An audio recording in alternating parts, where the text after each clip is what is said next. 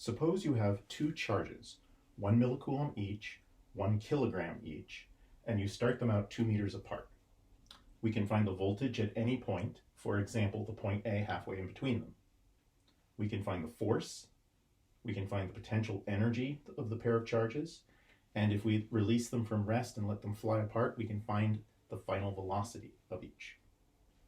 First, the voltage. Each charge makes kq over r, so we have kq1 over r1 plus kq2 over r2. Each of them has an r of 1 from the point A. So when we put that together, we get 18 megavolts.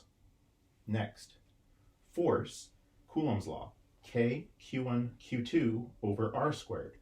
A millicoulomb times a millicoulomb over 2 meters squared, we get 2,250 newtons.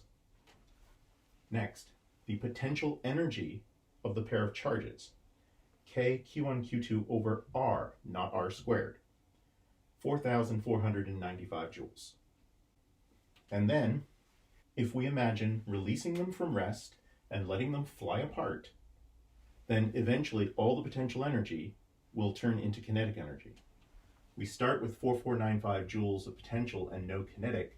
We'll end up with no potential, and the kinetic, 1/2 of m1 v1 squared plus 1/2 m2 v2 squared, they're identical. 2 times 1/2 is 1 kilogram times v final squared. We get a final velocity of 67 meters per second. So there's a lot you can work out just from an example like this.